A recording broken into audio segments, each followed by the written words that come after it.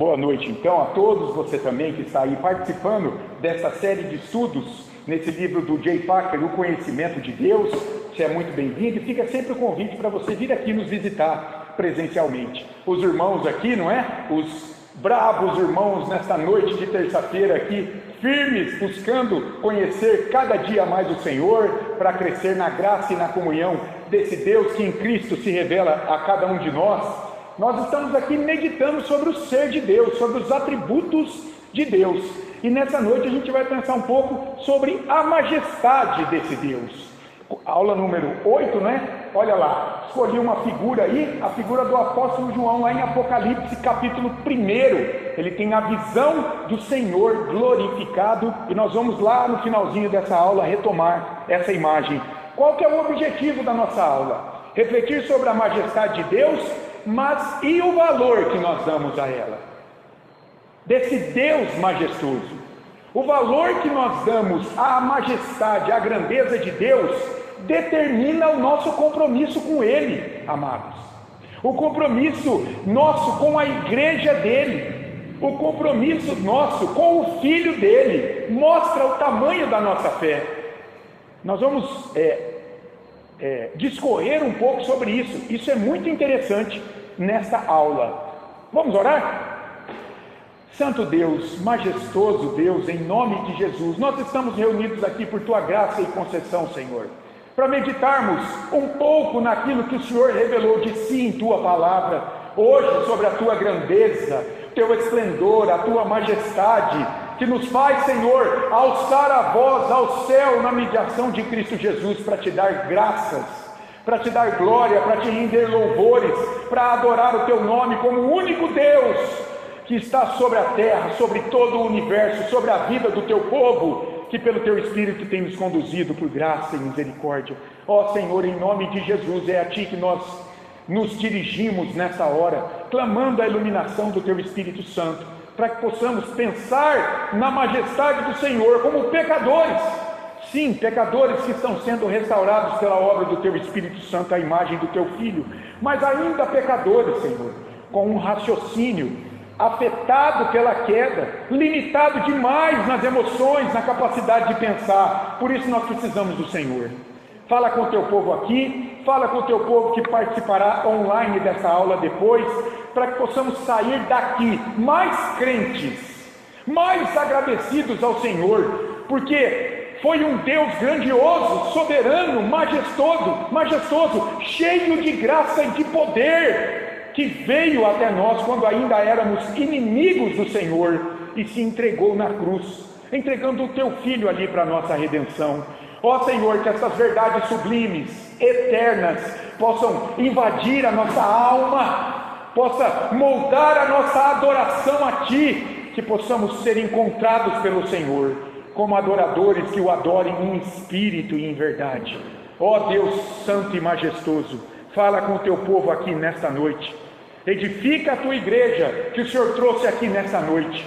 Edifica a Tua igreja que participará online desta aula depois. É a oração que fazemos em nome de Jesus. Amém. Meus amados, olha só. A palavra majestade, boa noite, meu irmão. Essa palavra majestade, não é? Esse substantivo abstrato, majestade, significa grandeza. Então, majestade é atribuir grandeza a alguém. Quando você chama alguém de majestade, olha a rainha da Inglaterra, ela é chamada de Sua Majestade. Quando um súdito chama a rainha da Inglaterra ou o rei de majestade, não é? A rainha de majestade, seria o rei também, né? O rei de majestade também, soberano, seria atribuir grandeza a esta pessoa. Muito bem, quando a gente vai para a Bíblia, Deus é chamado de majestoso, Deus é visto em Sua majestade.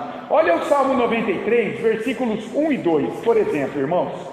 Olha como o salmista olha para Deus.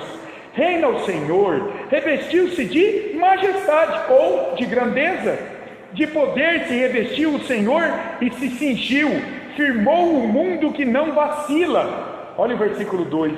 Desde a antiguidade está firme o Teu trono, Tu és desde a eternidade. O Senhor é grande, o Senhor é poderoso, o Senhor é majestoso, Deus. E olha, o salmista está dizendo que Deus é majestoso nele, na pessoa dele e no que ele faz. Em tudo que ele faz. É grandioso, é majestoso.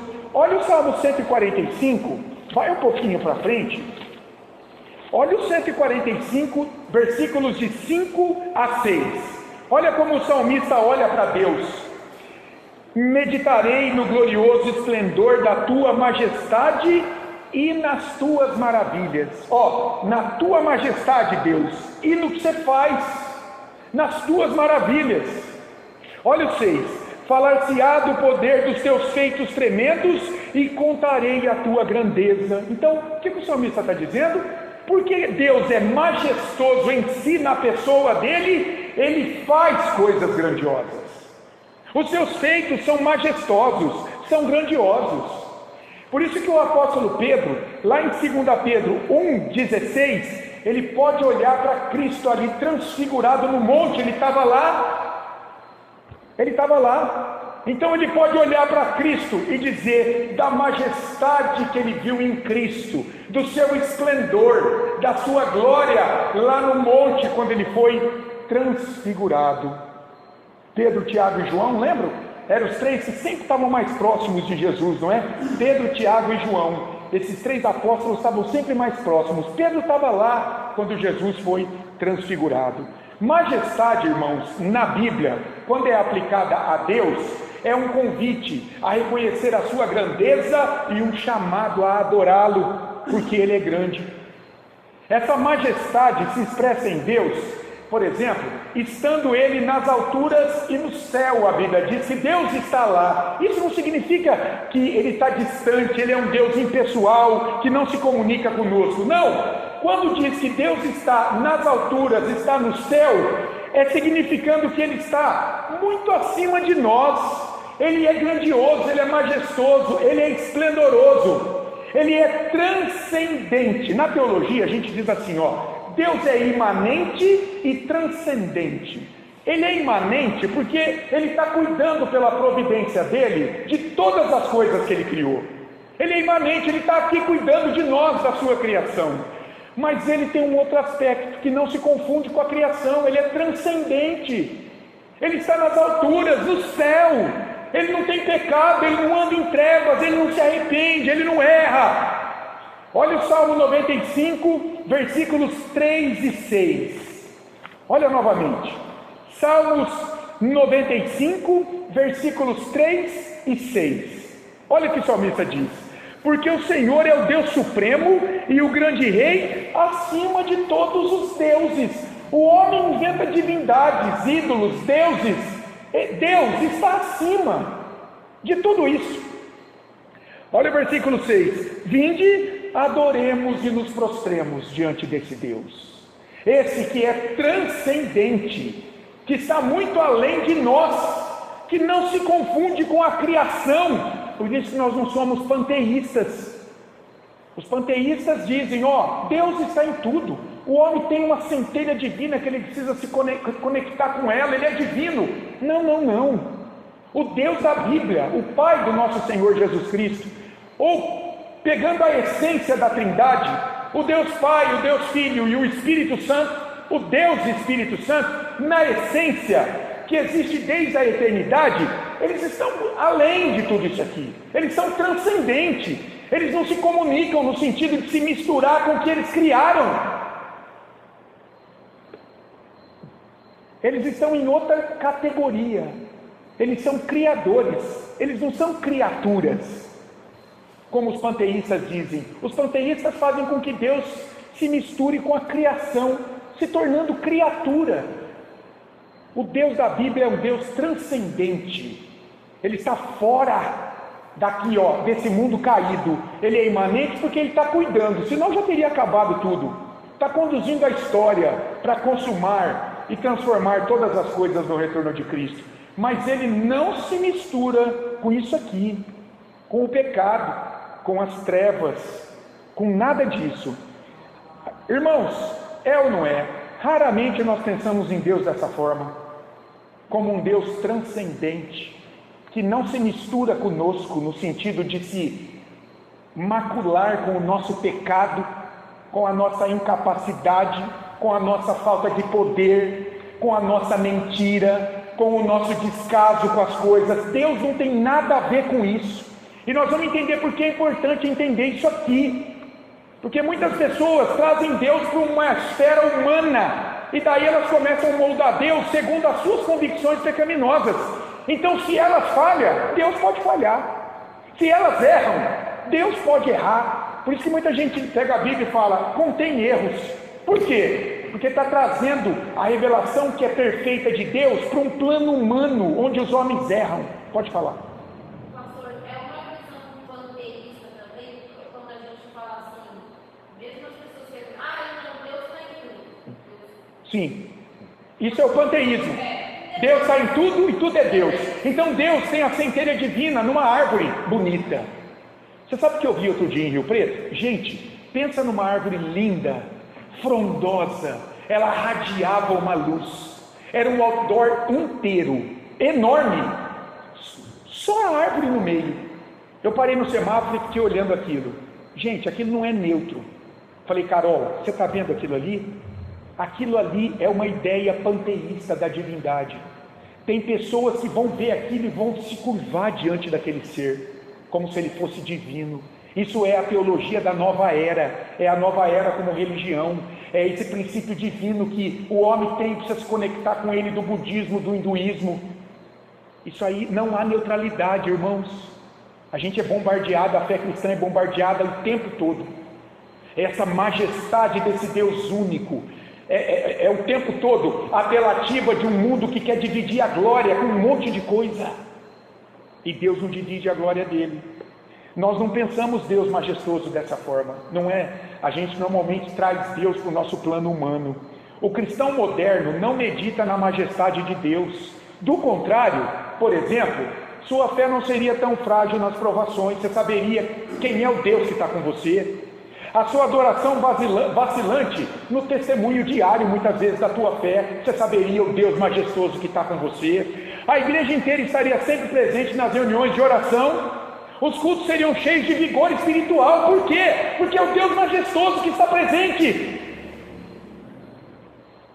Ele está aqui. E não há nada mais precioso do que ter comunhão com Ele, do que ouvir a palavra dEle, do que ser alimentado por Ele, do que ser abraçado por Ele aqui, no abraço de um irmão.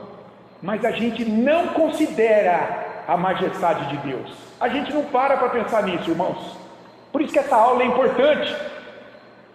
Olha só, Deus, segundo a Escritura, é um Deus pessoal. Muitas pessoas confundem isso. É verdade. Por que Deus é um Deus pessoal? Porque esse Deus se relaciona com o seu povo. Ele quer se relacionar conosco. Ele é um Deus pessoal. Ele não é uma força, uma abstração, alguém impessoal, que não quer nada com a tua vida diária. Ele se preocupa com você, meu irmão. Ele quer se relacionar com você. Agora, isso está longe de dizer que Ele é como você, que Ele é como um de nós. Por isso que muitas pessoas dizem assim, o cara lá de cima, Deus é meu chapa. Eu já ouvi, meu camarada está do meu lado, veja, ele é meu parceiro. Quem trata Deus assim, está tratando Deus como um amigo que caminha ao lado dele, como um ser humano. Esse não é Deus. Veja, o ser humano é fraco, é inadequado, é ineficiente, é finito, sem conhecimento e poder. Deus não é assim. Deus é majestoso, é grande e nos tem em suas mãos, mas nós não o temos nas nossas mãos. Deus não está aqui.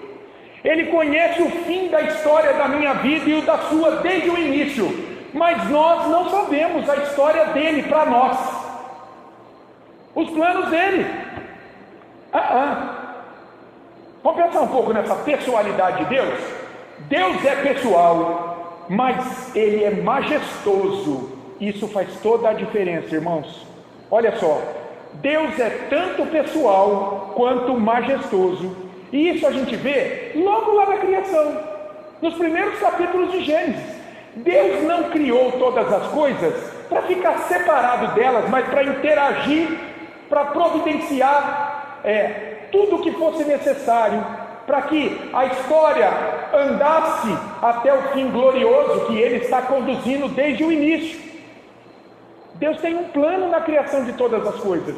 Ele não nos criou para ficar separado de nós como sua imagem e semelhança. Ele quer se relacionar conosco. Olha lá, Gênesis 1:26, façamos o homem à nossa imagem e semelhança. Gênesis 2:19, Deus chama Adão para que ele nomeie todos os animais que ele tinha criado. Deus podia fazer isso, mas ele dá esse privilégio a Adão, para que Adão agora, como um gestor da criação de Deus, representando Deus diante de tudo que fosse criado, ele desse nome a todos os animais. Em Gênesis 3:8, ele anda na viração do dia no jardim para falar com Adão: como é que foi, meu filho? Quais foram as tuas necessidades hoje? Deixa eu ministrar o teu coração para que amanhã você caminhe melhor, cuidando melhor do jardim. Gênesis 3:11, Gênesis 4:9, 3:11, ele faz perguntas para os nossos pais depois da queda. Gênesis 4:9, ele vai questionar Caim ali, Deus interagindo com a sua criação. Gênesis 11:5, lembra o episódio da Torre de Babel? Está lá os homens, uma única nação, uma língua, eles querem deixar o seu nome célebre. Vamos construir uma torre que chegue e leve o nosso nome até o céu. Deus desce para ver o que estava acontecendo ali. E aí ele vai confundir as línguas, ele vai separar as nações, ali nascem os idiomas. Deus descendo, se importando. Olha a pessoalidade de Deus. Gênesis 6:6, irmãos. Antes do dilúvio, Deus vê a maldade no coração do homem. Ele vê que o pecado corrompeu o homem por inteiro. Ele se entristece diante da maldade humana. Quem é Deus aqui? Uma pessoa viva, que pensa, sente, é ativa, aprova o bem, desaprova o mal e se interessa por sua criação. Então ele não é uma força impessoal. Ele não é uma abstração, uma energia cósmica. Ele não é um princípio divino que todo mundo tem. Deus é um ser supremo, criador de todas as coisas, mantenedor da vida. Ele tem a história do mundo e das pessoas em suas mãos. Ele determina o que acontece e o que não acontece. Deus é grande. Nós vamos ver, a vontade dele não pode ser resistida. Ele não pode ser combatido. É Deus pessoal, mas é majestoso. Olha só, o fato de ser pessoal significa que podemos conhecê-lo plenamente. Deus está nas mãos dos homens. Em muitos lugares ele está, mas esse é um Deus criado pelos homens. Ele está limitado em seu poder pelo conhecimento que temos dele. Deuteronômio 29:29 é um texto sempre lembrado, né? As coisas encobertas pertencem ao Senhor, as reveladas pertencem a nós e aos nossos filhos. Mas há muita coisa encoberta, Deus não revelou. Será que Deus é só isso aqui que Ele revelou? Claro que não. Então, Ele está limitado no seu poder pelo conhecimento que temos dEle. Ele só sabe o que se passa com sua criação se Ele desce do céu e vê o que acontece na terra. Deus tem que descer do céu para ver o que está acontecendo aqui? Ele está sujeito à vontade humana. Deus pode ser manipulado em sua vontade? Para muitas pessoas ele pode, e ele é na cabeça delas. Deus cria a vida do nada por meio da sua palavra, irmãos. Ele cria Adão do pó e Eva da costela de Adão. Você acredita nisso? Tem gente que não acredita nisso, mesmo crente. Fala, não, Gênesis 1, 2 e 3 não é histórico, pastor. Ali é alegoria. Irmãos, para mim é histórico. Eu creio nesse Deus que revelou esse modo de me criar, de criar o meu primeiro pai e a minha primeira mãe, porque Ele é poderoso para ter feito isso. Veja, Deus amaldiçoa a terra pelo pecado e sujeita a humanidade à morte. Ele fez isso, Ele criou, Ele fez isso, depois do pecado.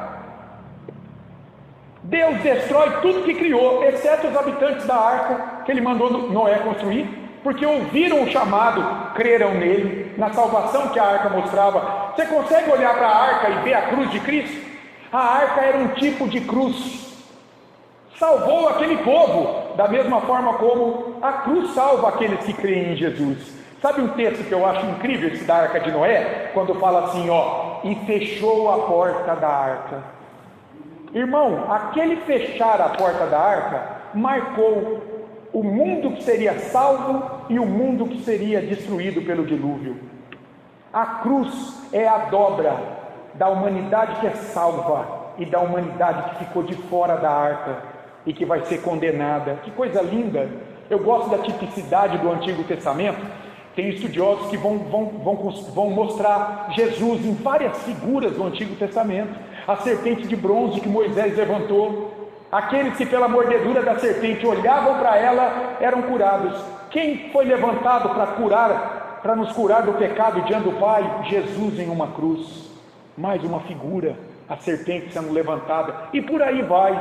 São analogias à redenção que o Don Richardson, o missionário transcultural, faz, não é? Deus confunde a linguagem humana e espalha as nações. Ele fez isso, ele criou o homem, criou a língua. Lá no episódio de Babel, Gênesis 11:7, ele desceu, confundiu todo mundo, ninguém se entende mais agora, separou todas aquelas nações. Deus destrói 2 cidades, faz chover enxofre e fogo do céu. Uns falam que foi vulcão, não importa. O texto diz, Deus destruiu Sodoma e Gomorra. Destruiu, por quê? Porque ele determinou que aquelas cidades fossem destruídas. Veja, ele é chamado de El Shaddai, é um dos nomes de Deus no Antigo Testamento, que significa Deus Todo-Poderoso, porque ele tem todo o poder para fazer o que ele quer. Abraão tinha 100 anos, Sara 90, nasceu quem? Isaac. Nasceu Isaac, o filho da promessa.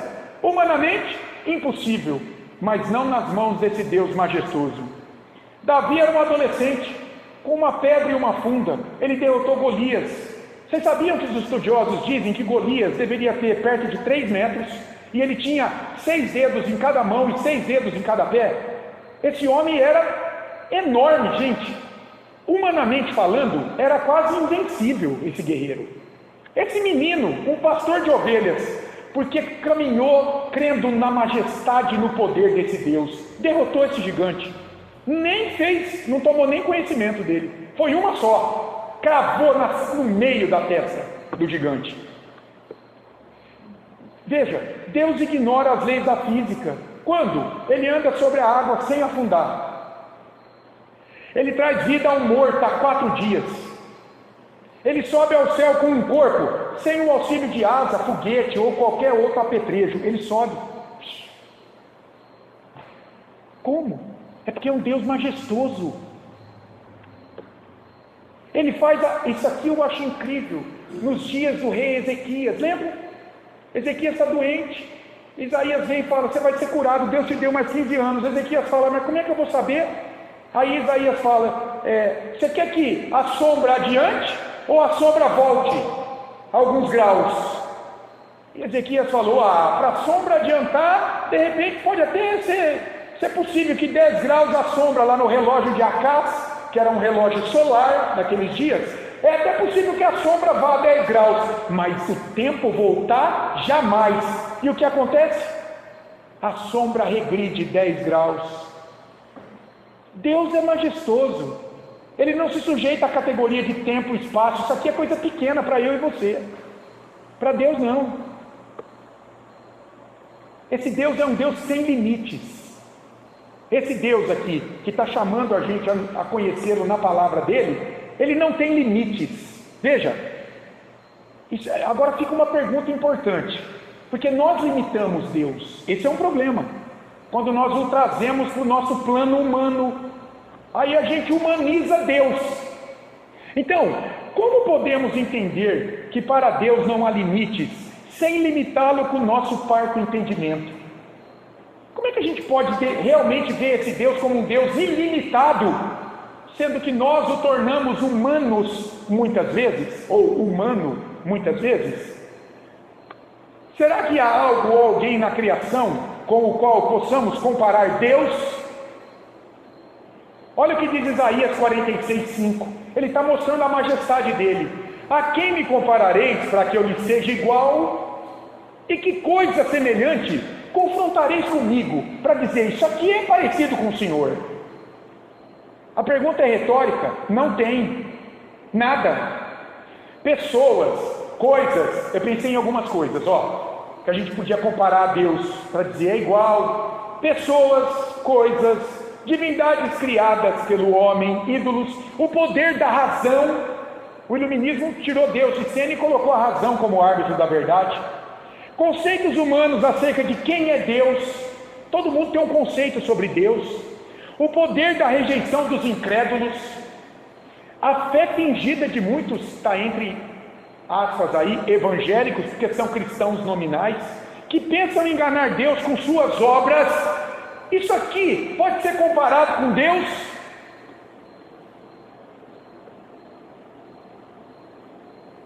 Como podemos formar uma ideia correta acerca da grandeza de Deus?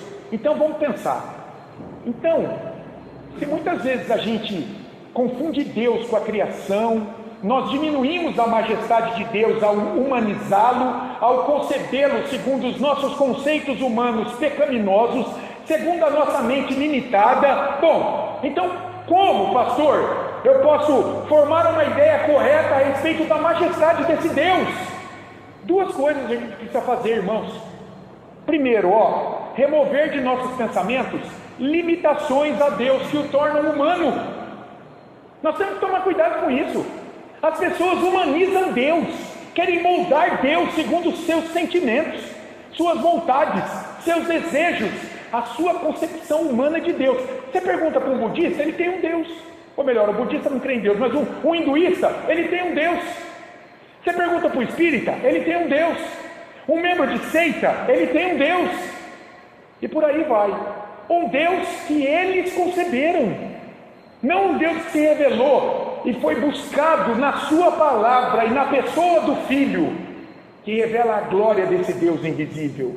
Não, é um Deus que humanamente essas pessoas conceberam. Ou, quando elas fizeram isso, elas reduziram a majestade de Deus a uma concepção humana.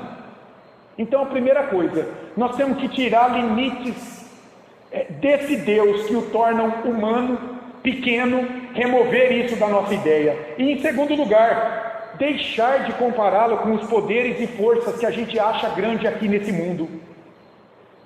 Irmãos, para muita gente, o diabo é mais forte que Deus. Para muita gente, o diabo pode vencer Deus numa batalha. Isso é muito comum nos desenhozinhos da Marvel. Você vê lá, o bem e o mal igualmente vencendo, e ambos com a mesma capacidade para vencer a guerra. O que é isso? Que deusinho é esse? Para muita gente, há problemas que são insolúveis na vida deles. Quando você encara assim, ainda que muitas vezes a situação seja angustiosa mesmo, e pelo nosso pecado a gente é levado muitas vezes a desesperar, irmãos, mas uma aula como essa vai botar você no prumo. Por quê? Porque será que isso é maior do que Deus? Não importa o que está acontecendo, o plano dele vai se cumprir. Eu não estou negando a gravidade de uma doença terminal. O plano dele vai se cumprir, para um bom propósito da pessoa e para a glória dele. O que eu estou dizendo é o seguinte, em tese, isso é maior que Deus?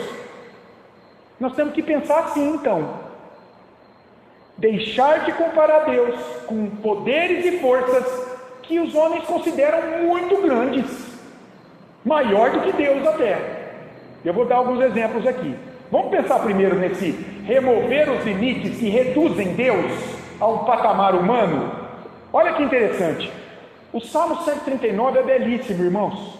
Davi ali revela atributos que são só de Deus.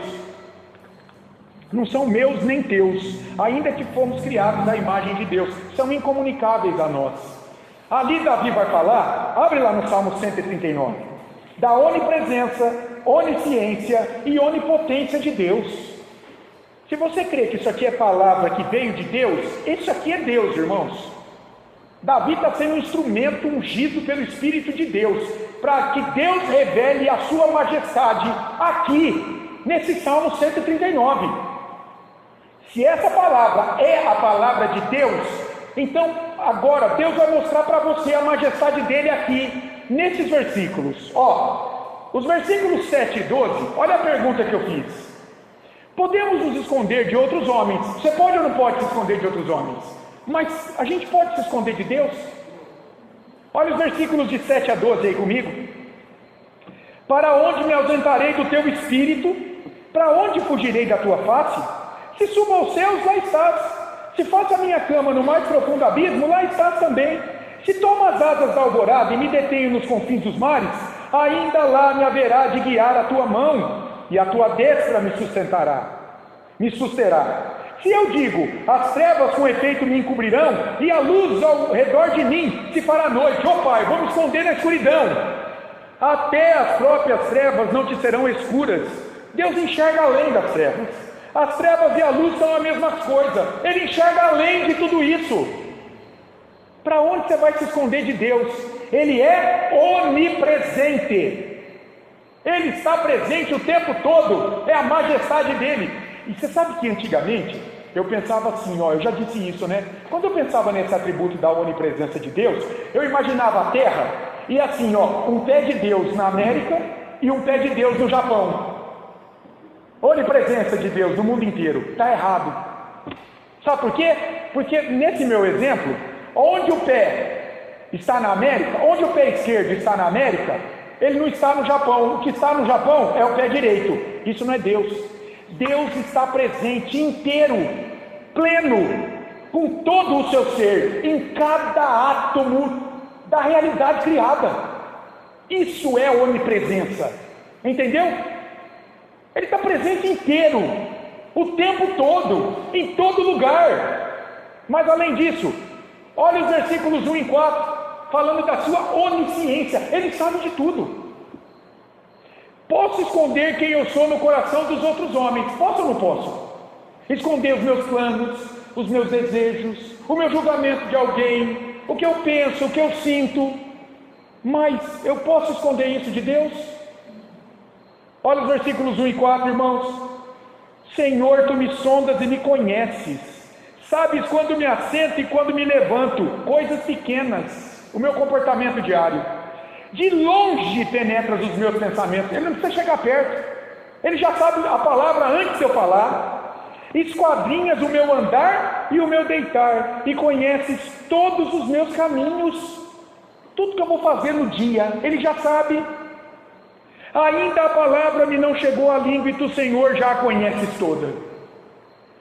Olha o 5. Tu me cercas por trás e por diante, sobre mim põe a mão. Tal conhecimento é maravilhoso demais para mim, é sobremodo elevado, não posso atingir. Gente, isso é a majestade de Deus em nós, em volta de nós. Conhecimento pleno, absoluto. Mas não é só. Olha o poder de Deus aí, nos versículos 13 e 16. Veja, eu posso enganar os homens dizendo a eles, por exemplo, que meu passado, meu presente e meu futuro pertencem a mim. Muita gente diz isso. A vida é minha, eu escrevo a minha vida, eu faço o que eu quero, meu corpo, minhas regras. Sou eu que escrevo toda a minha história. Ok, mas veja, eu posso mudar a história escrita por aquele que me criou e determinou cada dia da minha vida? Você tem poder para mudar isso? Olha os versículos de 15 a 16 comigo. Perdão, de 13 a 16. Pois tu formaste o meu interior, tu me teceste no seio de minha mãe. Davi está pensando aqui em ele sendo ali entretecido no útero da mãe. Graças te dou, visto que por modo assombrosamente maravilhoso me formaste. As tuas obras são admiráveis e a minha alma o sabe muito bem. Os meus ossos não te foram encobertos, quando no oculto fui formado e entretecido, como nas profundezas da terra. Irmão, você vê uma batata germinar? Lá embaixo, na terra. Você vê? Uma cebola? Mas Deus vê. Quem que vê uma criança sendo desenvolvida ali no escuro, no útero da sua mãe? Deus vê.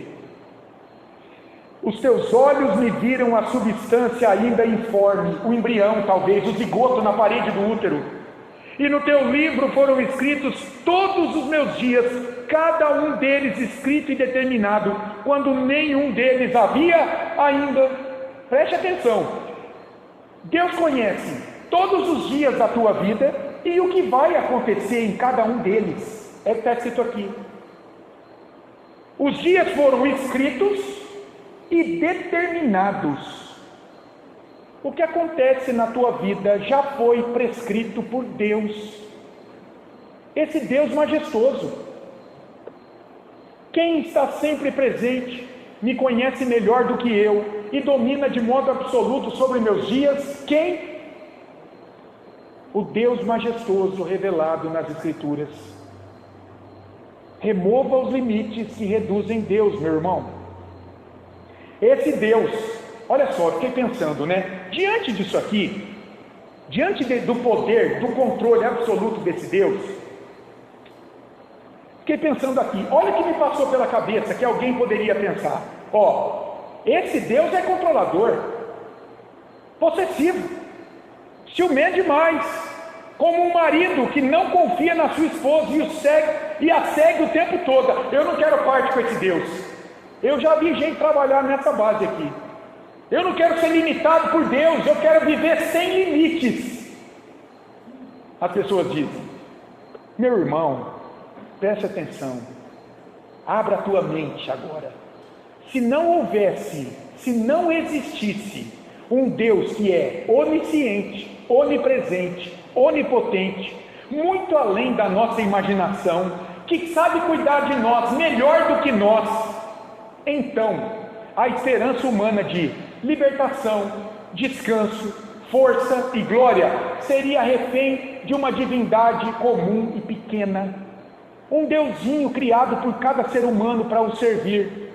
Será que isso seria bom? Você sabe como funciona mais ou menos os orixás na Umbanda? Essa religião de matriz africana? Eu posso dizer porque é doutrina deles. Veja, um orixá é isso, uma divindade, não vou chamar de demônio, enfim, mas é uma divindade que eles servem, foi criada, foi humanizada pelos homens para atender desejos, porque cada uma trabalha numa linha, numa frente. Então os homens servem para serem protegidos por essa divindade. Ai deles se eles não servirem, se faltar o charuto na encruzilhada, que o cara gosta, se o Exu não tiver o copo de pinga dele, sabe o que faz? Ele destrói a vida da pessoa, ele se volta contra a pessoa. É esse tipo de divindade que estaria aí rolando solta sem controle nenhum, se esse tipo de Deus que está sobre tudo isso não existisse para proteger aqueles que são dele. Entendeu isso? Se Deus coubesse em nosso entendimento, se seus planos fossem compreendidos sempre, se a sua vontade pudesse ser manipulada por suas criaturas, quem seria Deus? O que vocês acham? Se você pudesse compreender Deus perfeitamente, quem seria Deus? Seria um de nós. Seria uma divindade sujeita à sua criação, manipulada, como esses demônios aí de muitas religiões. São manipulados, manipulam e são manipulados. Eu quero isso, hein, da tua mão. Eu vou dar isso para você. E aí recebe alguma coisa. Daqui a pouco, passa uma rasteira nele. O Paulo que está falando, ele nos leva à morte. E Deus nos leva à vida, né? Exato. Nos leva à morte, à escravidão, ao medo. E Deus nos leva à vida, à libertação, ao amor. Se esse Deus Todo-Poderoso não existisse, nós ficaríamos reféns de demônios, de anjos caídos, como são, por exemplo, aqueles que seguem o Espiritismo, irmãos. As pessoas são inocentes. O que espírito de luz é esse? Que consolador é esse? Que tipo de mediunidade é essa, dissociada de Cristo? como Filho encarnado de Deus que veio para salvar. Que tipo de adivinhação é essa? Que especulação é isso? Que luz é essa que é paz e que purifica? O que é isso? Cadê o nome desses espíritos de luz? Da onde eles vêm? Essas pessoas são reféns dessa espiritualidade baixa, caída, que manipula os adeptos disso, que brinca com eles, que fere sentimento, que judia ainda mais daqueles que perderam entes queridos e querem continuar se comunicando com os mortos, coisa que Deus condenou na Escritura, coisa que é abominável diante de Deus. Não tem a bênção de Deus isso, mas por não conhecer esse Deus grandioso, são manipulados por esses espíritos baixos. Que terrível a condição do homem. Graças a Deus que há esse Deus, que é onisciente, onipresente, onipotente, que ninguém pode dominar, nem eu nem você. Quantas vezes na minha vida eu dou graças a Deus, porque o resultado daquela crise que eu estou enfrentando não depende de mim e das minhas forças, depende de Deus. E eu digo assim: Senhor, graças a Deus que o Senhor existe, porque ai dessa situação se dependesse de mim, ia dar tudo errado. O conhecimento e o poder não estariam com Deus, mas na criatura, se você pudesse entendê-lo completamente, como essas pessoas querem muitas vezes e o negam. Esse Deus não pode caber plenamente na nossa mente, na nossa compreensão. Ele é majestoso demais. Em segundo lugar, primeiro, temos que remover aqueles obstáculos que reduzem Deus. Mas, em segundo lugar, vamos ver esse Deus incomparável. E eu lembrei de um ditadozinho, né? A gente às vezes lê. Outro dia eu li no para-choque de um caminhão. Estava escrito assim, ó: não olhe para o tamanho dos seus problemas, olhe para o tamanho do seu Deus. Eu lembrei disso aqui. Isso aqui pode ilustrar muito bem o ponto desse Deus que é incomparável. Por quê? Porque Ele é maior do que qualquer obstáculo que possa haver em nosso caminho. Olha quem Ele venceu na cruz: Satanás, o maior inimigo de Deus, já foi vencido na cruz. Irmãos, quando as forças contrárias que buscam minar a nossa esperança em Cristo, olha alguns exemplos de coisas que podem nos abalar como crentes: doenças, quebra de relacionamentos, o desamor das pessoas, pobreza extrema, desânimo espiritual. Quando essas coisas se tornam grandes demais diante de nós, a ponto de nos levar ao desespero, a ponto de nos levar a temer a morte, sabe o que a gente está fazendo nessa hora? A gente está diminuindo a majestade, a grandeza de Deus. É isso que nós estamos fazendo. Vocês entenderam? Se isso nos domina, nós estamos nos esquecendo de quem é Deus, da majestade dele. Nós estamos deixando com que essas forças sobressaiam a Deus. Para compreender a majestade de Deus, é preciso remover aqueles poderes e forças que consideramos tão grandes que nem Deus pode superá-los. Tem alguma coisa que Deus não possa superar? Depende do Deus, né? O Deus que se revela na Escritura é majestoso, é grande demais. Não há nada que possa se opor, fazer frente a Ele. E a gente vai ver um texto de Isaías onde ele vai falar isso. Ele vai mostrar que Ele é incomparável. O que é algo incomparável? Nós somos comparáveis com outras pessoas.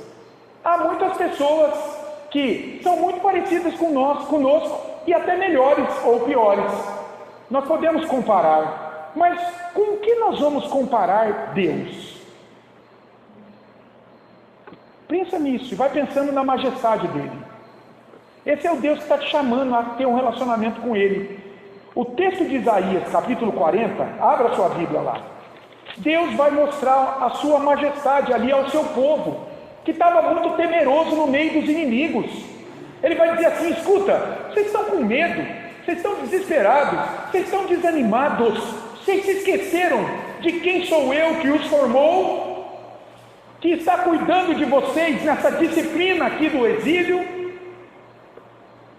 um povo desanimado, amedrontado, desesperado, diante de inimigos que os oprimem. E Deus revela a eles que eles não podem se esquecer de quem é o seu Deus diante desses inimigos. Deus está acima dos inimigos, das forças contrárias que buscam minar sua fé, sua confiança, de que se Deus é por eles, quem poderá ser contra eles? E aí a gente se lembra de Romanos 8:31, se Deus é por nós, quem será contra nós? Deus vai falar isso para esse povo, revelando a eles, gente, traços da sua majestade, do seu poder imenso. Olha só, vamos pensar aqui no versículo 12 e responder essa pergunta. Alguém poderia fazer as obras que Deus faz? Olha o versículo 12 comigo, de Isaías 40. Quem na concha de sua mão mediu as águas e tomou a medida dos céus a palmo? Quem recolheu na terça parte de um éfa o pó da terra e pesou os montes em romana, em balança, e os outeiros, os montes, em balança de precisão?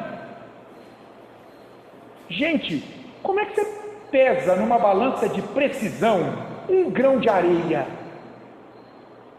Não dá, não tem esse peso. Deus conhece essa medida, esse peso. Deus formou o céu, o exército do céu.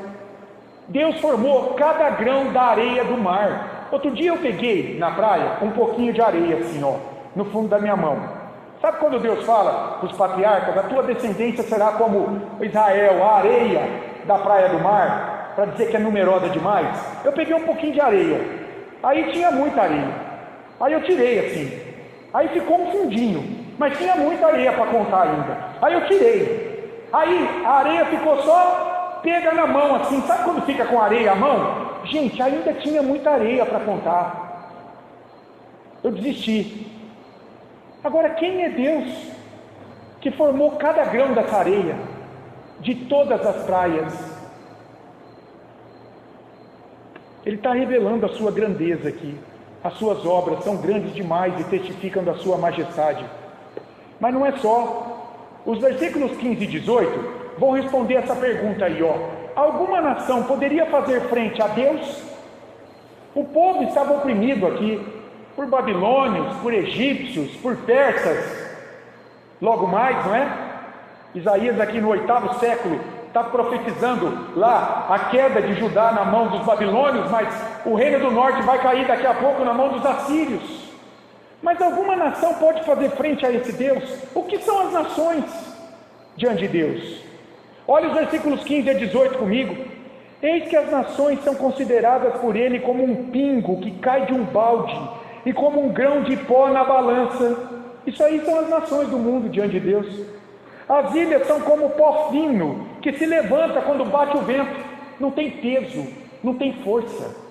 Nem todo o Líbano basta para queimar, nem seus animais para um holocausto para esse Deus. O Líbano era conhecido por suas extensas florestas. Para esse Deus, não tem como, pode queimar tudo isso aí, não serve nem como um sacrifício para esse Deus.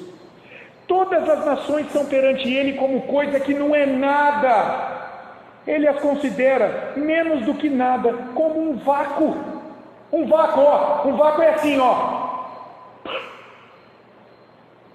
um sopro.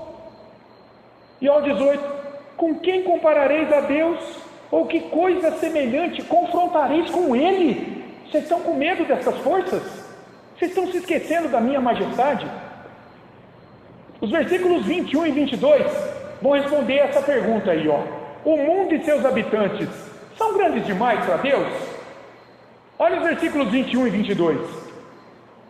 Acaso não sabeis? Porventura não ouvis? Não vos tem sido anunciado desde o princípio? Ou não atentastes para os fundamentos da terra? Ele é o que está assentado sobre a redondeza da terra, cujos moradores são como gafanhotos. É ele quem estende os céus como cortina e os desenrola como tenda para neles habitar. Gente, num dia de céu limpo, fica olhando para o céu, fica olhando assim para o horizonte. e fica tentando imaginar até onde vai aquela linha lá, ó, que você consegue enxergar. Não tem fim ali. Deus é maior que isso. Diante do mundo e seus 7 bilhões de habitantes, somos pequenos, mas o que é o mundo diante de Deus? Nós temos que começar a entender quem é o Deus que se revela a nós na Escritura e foi visto em Cristo. O que é essa grandeza e essa majestade desse Deus? Veja, governantes, ditadores, imperadores, reis e rainhas, os grandes homens do mundo, eles ditam a história do mundo? São eles que ditam? Pense, por exemplo, em Senaqueribe, aquele rei da Assíria, que destronou a terra do norte, o Israel, não é? O reino do norte. Pense em Nabucodonosor, que invadiu Judá, Alexandre o Grande, o grego, Napoleão Bonaparte, Hitler, Mao Tse Tung, o Trump e, claro, o Lula. Eu pergunto, são eles quem determinam a direção em que o mundo caminha? Diante de um Deus majestoso assim, Deus se curva aos pecados desses governantes? Ou Ele está os usando para cumprir um propósito maior, que muitas vezes nós não entendemos, mas é dele? Olha o versículo 23 e 25 comigo. É Ele quem reduz a nada os príncipes e torna em nulidades os juízes da terra. Mal foram plantados e semeados, mal se arraigou na terra o seu tronco, já se secam. Quando um sopro passa por eles, e uma tempestade os leva como a palha. Eles fazem tantos planos, Deus vai lá e muda tudo. A quem, pois, me comparareis para que eu lhe seja igual? Diz o santo. Meus irmãos, tem tanto crente com medo do governo, da política, da economia, dando muito poder a homens, se esquecendo de quem é o Deus majestoso que constituiu aquelas autoridades ali, para cumprir um plano que é dele. Paulo fala isso em Romanos 13, e a nós nos compete com toda a luta orar, para que o Espírito Santo repreenda as trevas no coração dos maus políticos. Nada vai escapar dos olhos de Deus. O conselho do Senhor dura para sempre, os desígnios do seu coração por todas as gerações. Salmo 33, 11. E olha só, olha Isaías 46, de 8 a 11. Vai um pouquinho para frente. Isaías 46, de 8 a 11. Lembrai-vos disso e tende ânimo, tomai-o a sério, ó prevaricadores. Está falando para o povo, não confia em Deus. Lembrai-vos das coisas passadas da antiguidade, que eu sou Deus e não há outro. Eu sou Deus e não há outro semelhante a mim, que desde o princípio anuncio o que há de acontecer, e desde a antiguidade as coisas que ainda não sucederam. Sabe a tua vida no dia de amanhã? Quem anunciou o que vai acontecer é Deus. Que digo, o meu conselho permanecerá de pé, farei toda a minha vontade. Veja, você não é robô, você vai decidir muitas coisas amanhã, mas Deus vai usar você para cumprir o plano dele. Deus vai usar as tuas decisões amanhã para concretizar os decretos dele na tua vida. É isso que a Bíblia mostra sobre esse Deus, que chama a ave de rapina desde o oriente de uma terra longínqua, o homem do meu conselho. Ele está falando de Ciro, o persa. Ele vai usar esse rei iníquo para libertar o povo dele dos babilônios. Eu o disse, eu também o cumprirei. Ciro é um homem iníquo, Deus vai usá-lo a despeito dele, e ele não vai poder resistir. A história mostra. Tomei este propósito, também o executarei. Se Deus usa Ciro para cumprir o propósito dele, por que não usa os nossos maus governantes, irmãos? Para aqueles que dizem, eu não consigo, não vejo Deus na vida desse homem. Tá bom, você não vê na prática, ele não confessa, mas por trás desse homem iníquo, quem é que está operando? Esse Deus majestoso. Você tem que se curvar a isso, irmãos, é uma verdade bíblica. A Confissão de Fé de Westminster, lá no capítulo 3, Lá no primeiro parágrafo está falando dos decretos eternos de Deus. Olha o que esse Deus majestoso faz. Desde toda a eternidade, pelo muito sábio e santo conselho de sua própria vontade. O que fez Deus? Lá na eternidade, já preordenou tudo. Deus ordenou, livre, porque ninguém o compeliu a fazer isso. E inalteravelmente, ele não depende dos homens, da resposta que eu vou dar amanhã, no que eu vou decidir ou não. Ele já determinou tudo quanto acontece. Você duvida disso? É o que a Bíblia diz sobre esse Deus majestoso. Por isso que eu amo a teologia reformada. Na teologia reformada, Deus é soberano, irmãos. O homem não tem autoridade. O homem não tem autonomia. O homem não tem força. Ele pensa que ele vai ter força, que ele vai manipular Deus. Ô coitado, como dizia aquele personagem lá de um episódio. Ô coitado, era uma mulher, né? Ô coitado.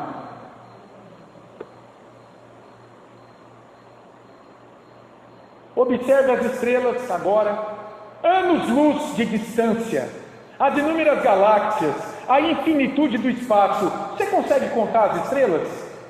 Você conta o pó da areia?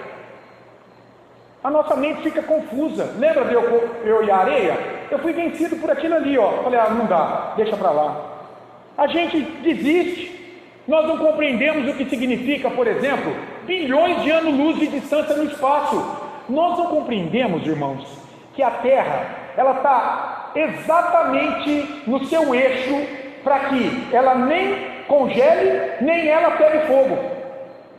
Se a Terra estivesse 1 grau fora do eixo, mais próximo do Sol, pegava fogo. Se ela tivesse afastada mais 1 grau, não havia vida. A gente congelava aqui. Mas ela está exatamente no lugar onde é possível que a gente viva nesse planeta. Quem compreende isso? Isso é para Deus, esse Deus majestoso. Olha os versículos 26 e 25. Primeiro 26. Levantai ao alto os olhos e vede. Quem criou essas coisas? Aquele que faz sair o seu exército de estrelas, todas bem contadas, as quais ele chama pelo nome. Por ser ele grande em força e forte em poder, nenhuma só vem a faltar. O que é isso? E o versículo 25. A quem, pois, me comparareis para que eu lhe seja igual? Diz o santo. E diante dessa majestade de Deus, qual deve ser a nossa resposta? O versículo 25, a gente leu agora, olha o que diz. A quem, pois, me comparareis para que eu lhe seja igual? Diz o santo. Isso nos mostra o seguinte, irmãos, agora, já partindo para as aplicações e a finalização da aula. Quando a gente olha para a majestade desse Deus, em primeiro lugar, nós precisamos corrigir pensamentos errôneos acerca de Deus. Esse curso vai nos colocar no eixo, a respeito de quem é o Deus que se revela na Escritura. Nossos pensamentos sobre Deus são muito humanos, irmãos. Nós humanizamos Deus o tempo todo.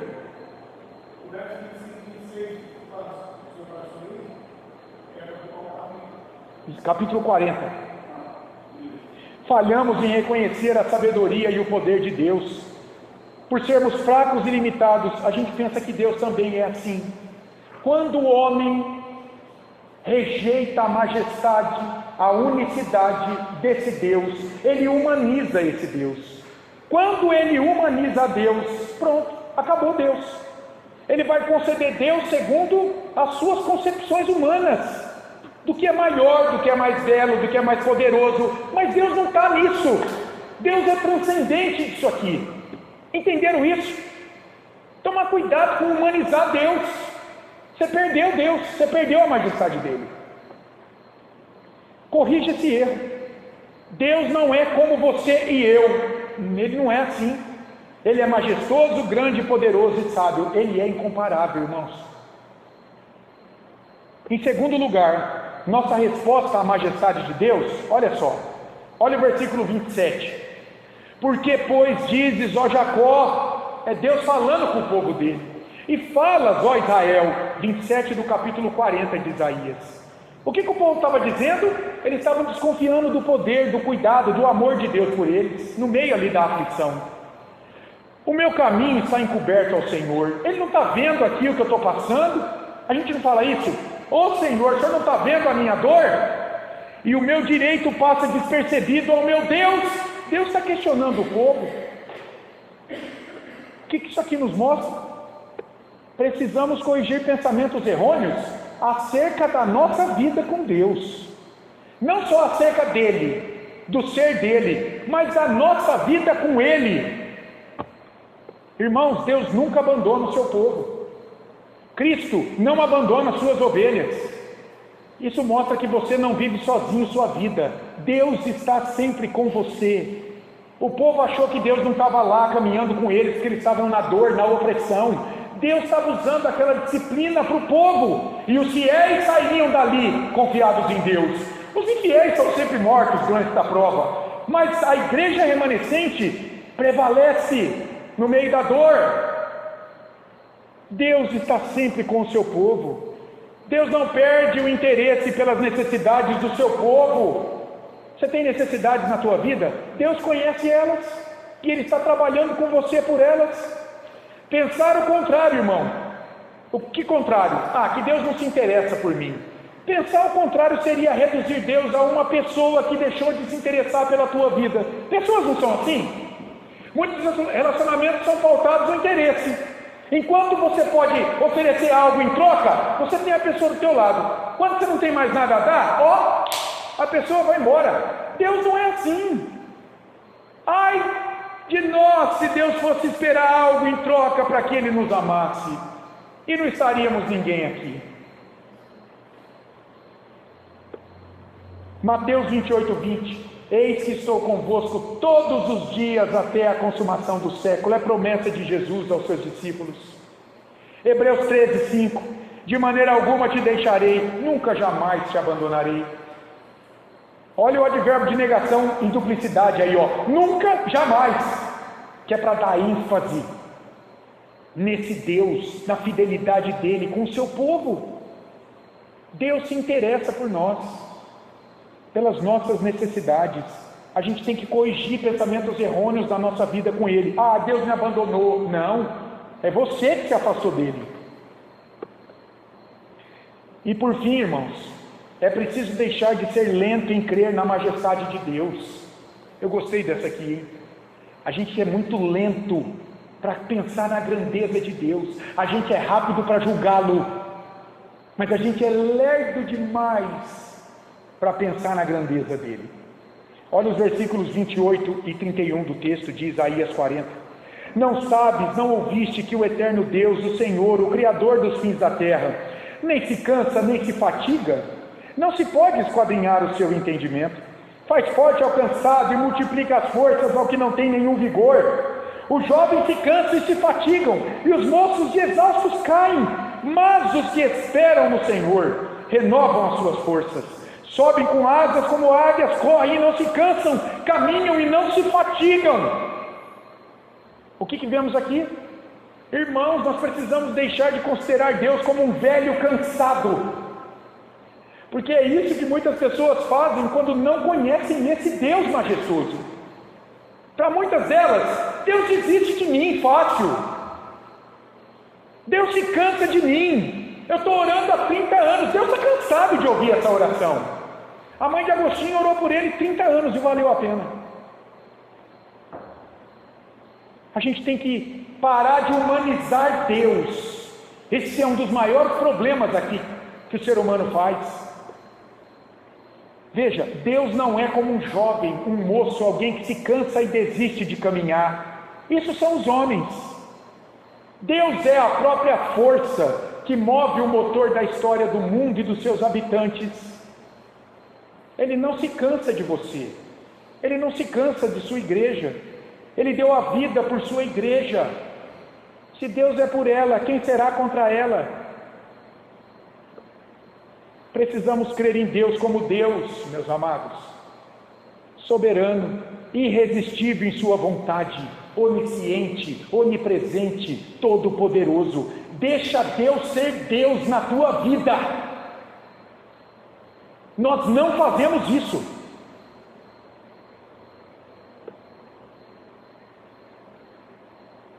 Aquele que anda sobre as águas sem correr o risco de se afogar, esse é Deus majestoso.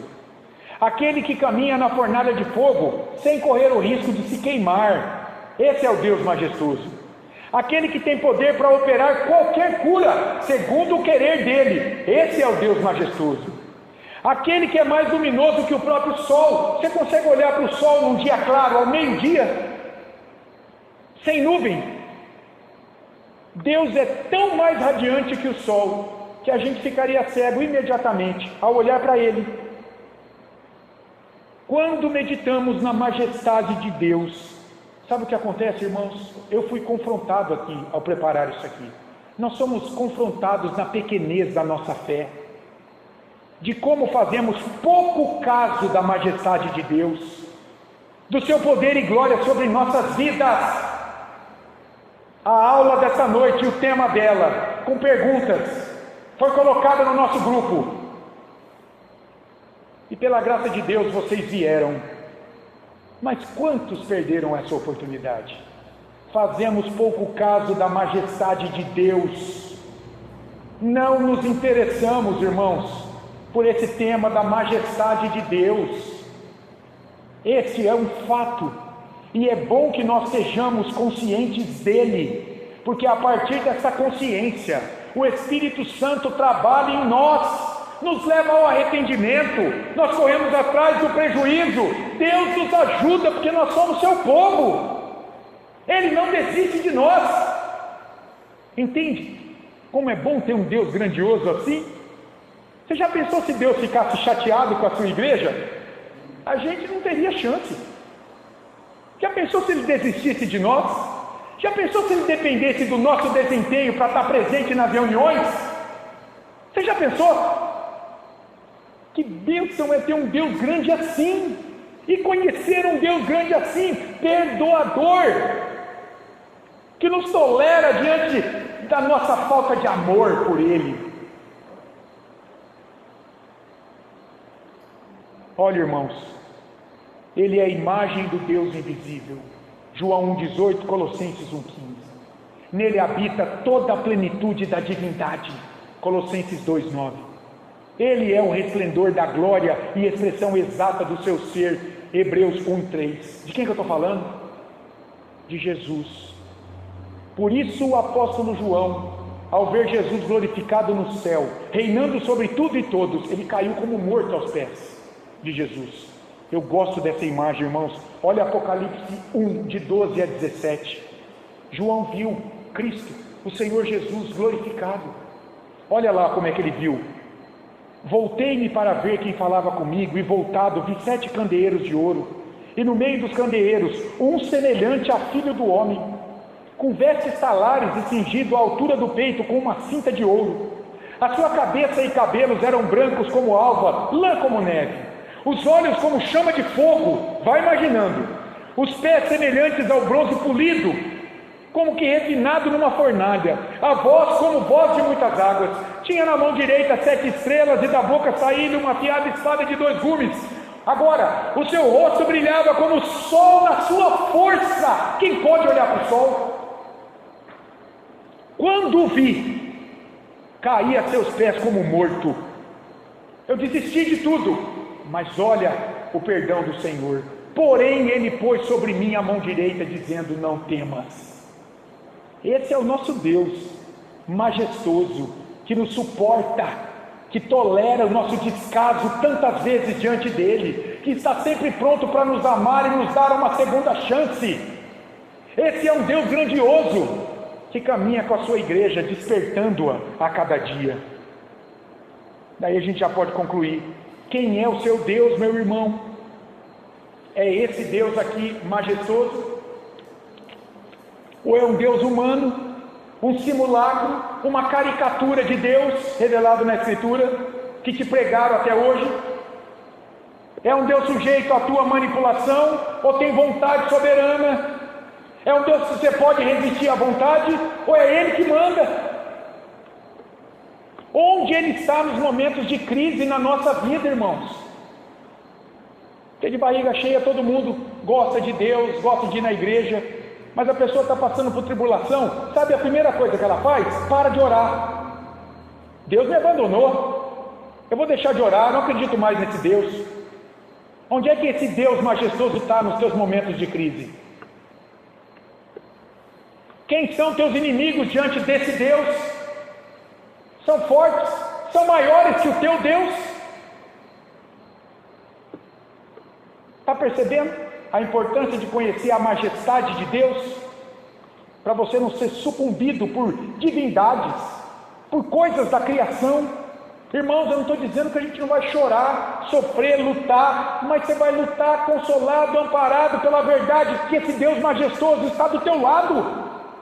Faz toda a diferença isso. Sofrer com Ele e sofrer sem Ele.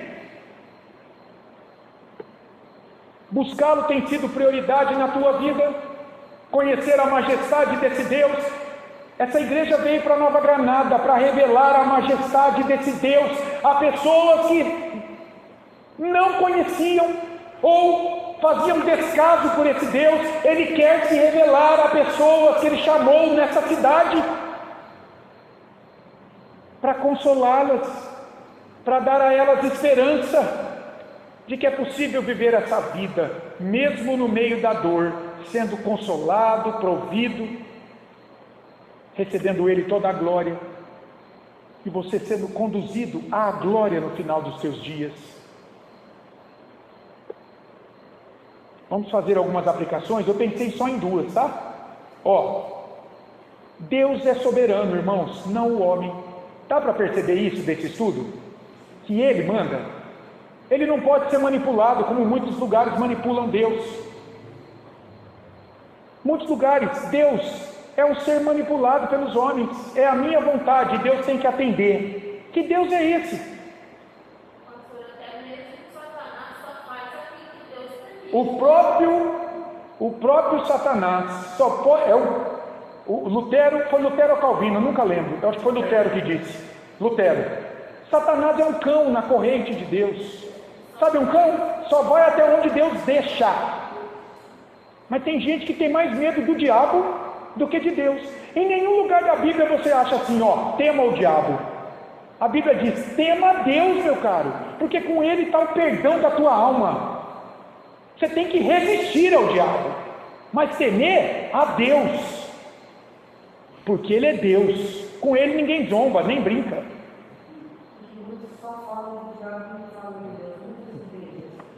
Por que, Maria?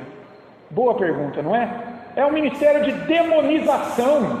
Está cheio de ministério aí que está baseado na obra do diabo, no que ele faz, nas obras dele. Deus é soberano, não o homem. Não há autonomia humana fora da soberania de Deus. Deus já preordenou tudo na eternidade do que vai acontecer. Então eu sou um robô, marionete. De jeito nenhum. Você decide, você faz as coisas. Mas Deus, para que os decretos, as determinações eternas dele se cumpram, Ele vai usar você. De modo que você é responsável pelas suas decisões. Ele não é responsável pelo teu pecado, mas Ele vai usar, inclusive, o teu pecado para cumprir os decretos dele. É assim, irmãos, diante de um Deus majestoso e soberano como esse. Mas tem nada que ele o cara ficou com um lado do outro, Deus ficava com o quê? Exato. É tolice buscar manipular a vontade de Deus. Entende por que eu amo a teologia reformada? Por conta disso, irmãos. Os teólogos reformados entenderam quando olharam para a Bíblia. A Idade Média, Deus era um ser manipulável segundo os interesses dos homens. Não, Lutero olhou para a Bíblia e falou, gente, isso aí não é Deus. Não, a vontade de Deus é soberana, prevalece sempre. Então é tolice buscar fugir dela, é melhor conhecer e se submeter a ela em humildade. É o que nós estamos buscando fazer, conhecer Deus, conhecer a vontade dele, para que a gente caminhe em submissão a Ele e colha bênçãos em nossas vidas. É tolice fugir da vontade decretiva de Deus.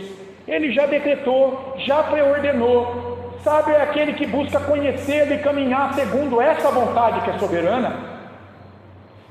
Que privilégio da igreja. E em segundo lugar, sabe o que eu pensei ao final desse estudo? Olha só, nas nossas reuniões de oração, irmãos. Nas nossas reuniões de oração. Irmãos, o que é uma reunião de oração?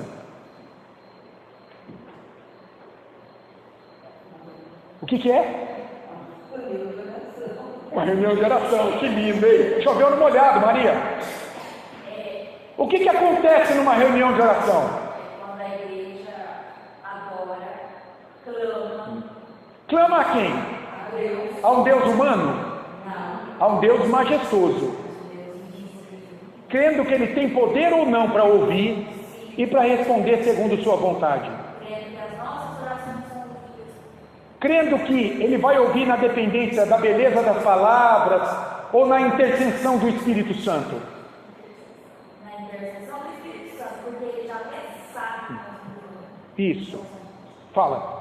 Eu acho assim, a motivação é um campo tão abençoado que a pessoa talvez ela não tem dons de, talvez, não disse qualquer uma coisa dele, mas orar é uma coisa que qualquer uma pessoa, né, ela está habilitada a orar e começar com Deus, vem da parte que a alma de oração ela quer ser tão grande que qualquer uma pessoa mais simples que acha, porque para Deus não leva muito a pessoa mais simples que ela se acha, mais talvez presente, sei lá, em qualquer área, mas ela é importante uma reunião de oração e a oração dela também vale. Então, a oração eu acho que. Então veja, a reunião de oração não está firmada na pessoa, na instituição, no lugar, no conforto, está firmada em quem nós buscamos. Olha que interessante, irmãos, Deus está presente na reunião de oração. O Espírito Santo está intercedendo. O povo se reúne para buscar comunhão com esse Deus que é majestoso. Há poder e vida nessa reunião, já que o Deus vivo e majestoso está presente em espírito. E se é assim, vidas, planos, pessoas, situações podem ser alvo de mudança, a depender do poder majestoso agindo a partir da súplica desse povo reunido. Agora a pergunta é essa que não quer calar. Por que a frequência das reuniões de oração é tão baixa nas igrejas? Entendeu? Entendeu? Depois de saber desse Deus majestoso, por que as pessoas não vêm orar, não vêm buscá-lo? E eu estou dizendo, em todas as igrejas que eu tive a oportunidade de ir em reunião de oração, é uma constante, irmãos. Talvez você tenha vindo de igrejas também que era assim. Marca um filme com pipoca, vem um monte de gente. Marca um churrascão, vem um monte de gente. Marca a visita para alguém, vem um monte de gente dá o nome. Mas marca uma reunião de oração, vem um pingado de gente. Por quê? Você consegue pensar nisso? Isso não é assombroso? Isso não é assombroso? Isso não dá medo? Irmão, eu não sei todas as respostas, mas uma delas eu vou dizer para vocês. Sabe qual é?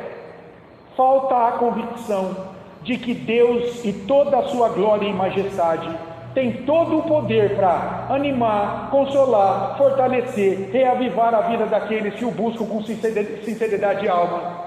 Falta a visão de quem você está buscando, com quem você está conversando, diante de quem você está se derramando. Quem é o teu Pai Celestial? Quem é a majestade de Deus?